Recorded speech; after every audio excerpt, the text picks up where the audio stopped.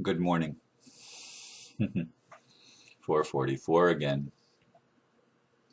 I don't usually pay that much attention to holidays. To me, all days are equal. But that's not the way many people in the world see it. And I felt impressed this morning as I meditated to pay attention to the day that it is today for a lot of people around the world. The title is Yom Kippur, the Day of Atonement. And I wrote this blurb when I came to the computer, and I admit that I did a little bit of research this morning, which I don't usually do. Usually it just comes to me naturally because of all the things that I've studied throughout my life. But I wanted to put together some things this morning that I needed to confirm in my own mind. They're things that I knew, so I knew what to look for. And I did confirm what I understood. Anyway, last evening began a high holy day celebrated by Jews around the world. Yom Kippur, known in English as the Day of Atonement, is the most solemn of Jewish holidays. It is a day of forgiveness and reconciliation. This is a principle the world needs to learn and take to heart, no matter what the religion or culture. We have all been wounded and, in turn, wounded others. Yet we really are all one, sharing the same cosmic divine essence and living together on the same Mother Earth. For some, it also signifies the promise of the coming Messiah, to Christians the second coming, and even Muslims believe that Isa, or Issa, Jesus, will return, bringing justice, abolishing tax, and ushering in prosperity for all. For me, I would like to see the miracle take place within each one of us and manifest in the world that we are at one with ourselves, each other, and the Creator of all life. Indeed, that is what I wish. And this is something that I didn't realize. I knew that the Muslims looked for Jesus to return, but I didn't realize the significance of it. And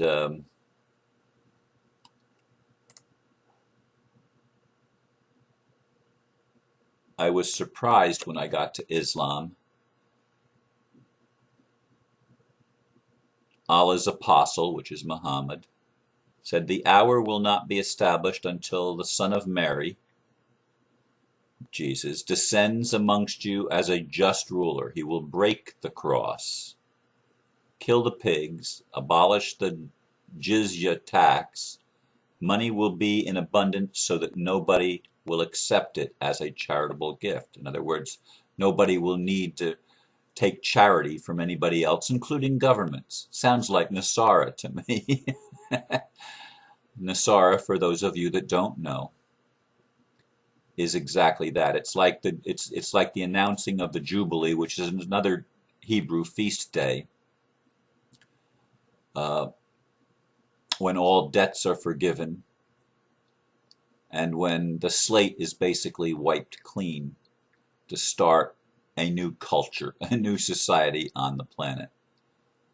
And I take it on the planet because it has to be planetary. It can't be in little pockets here and there. It has to be something that is global in nature, that stretches across all cultures, all religions, all nationalities, etc. It has to touch us all. It's the kingdom of heaven on earth. And yes, debts will be forgiven. The taxes will be abolished. Of course, Nasara has some taxes embedded in it, but it's a 14% value-added tax on new items only.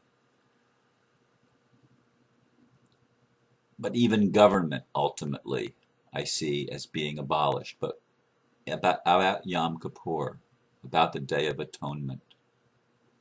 It's a day of fasting, of abstaining from sex, and of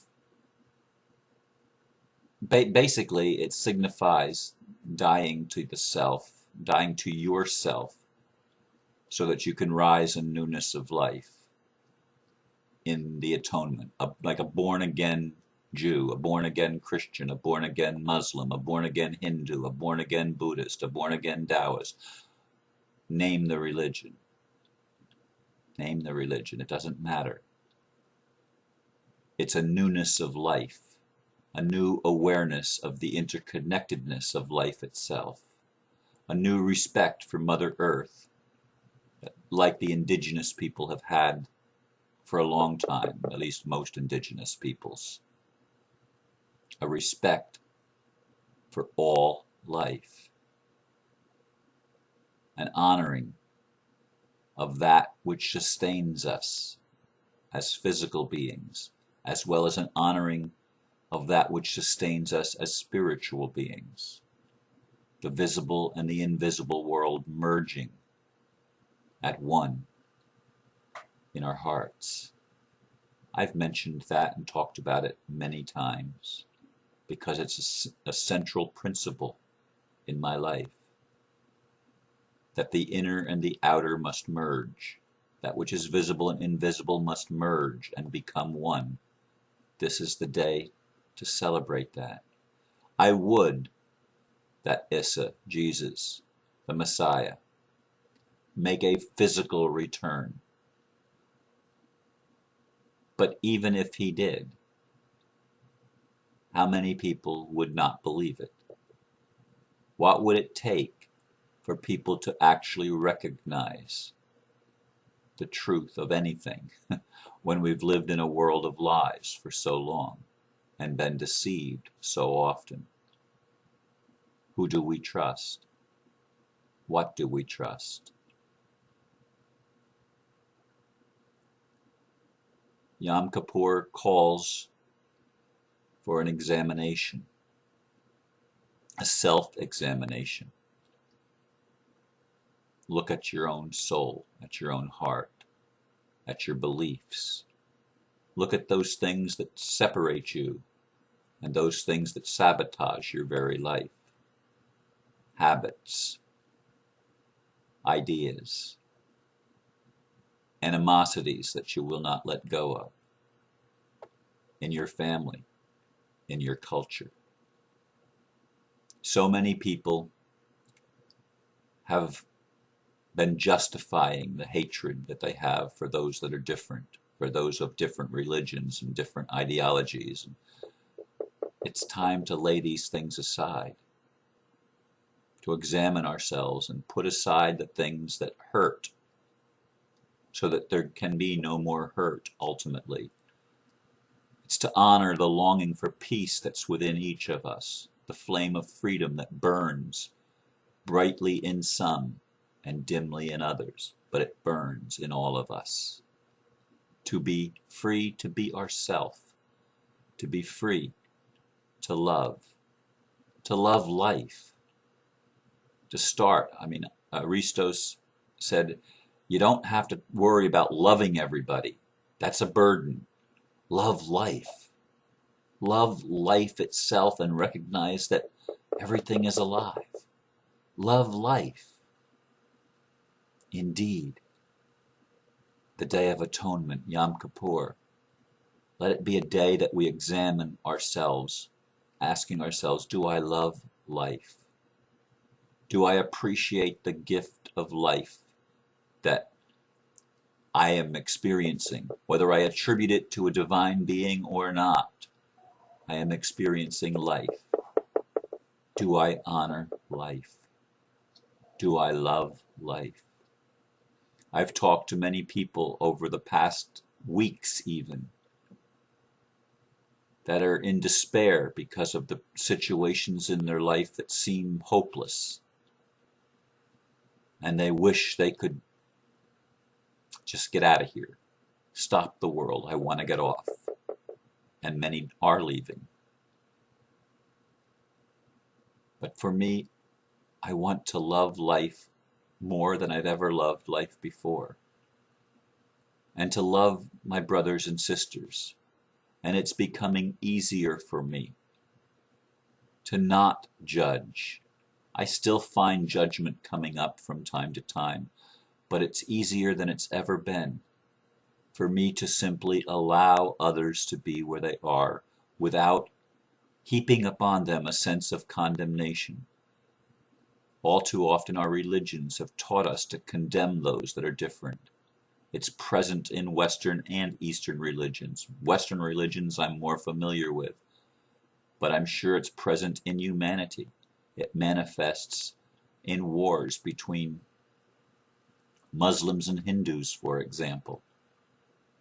That's got to stop. Between Jews and Islam, that's got to stop. Between Christians and Islam, that has to stop. Between Christians and Christians, that has to stop. It's nonsense to continue our belligerent attitudes toward anyone. It's time to cleanse ourselves of that and to let it go, and to recognize that something has to die, and that which has to die is our ideologies of separation, our ideologies of superiority, like there's a superior race or a superior nation or a superior religion, a superior ideology that is right and making all the others wrong. That is absolute nonsense, and it has no place in the kingdom of heaven. It has no place. Even Jesus prayed to the Father in the garden, that they all may be one in us, that the world may know that you sent me. Let that second coming happen in you today. Whatever your religion, let that coming of the divine be real to you. Reflect on it. Spend, even if it's only just a few moments, meditating on the fact that you are alive and that life is a gift that we've all received. We're here now. Whatever our circumstances, we're here now and we're alive. And you're hearing my voice. And some of you are seeing me on the video screen. But we see each other and we hear each other. Even if we're deaf and blind, we still have ways of seeing through the heart. And we're alive. Honor life. This is the day that we can recognize that we are at one with each other. That's what atone means, to make at one. To recognize the unity of all life, even in a world that has been so divided, so polarized.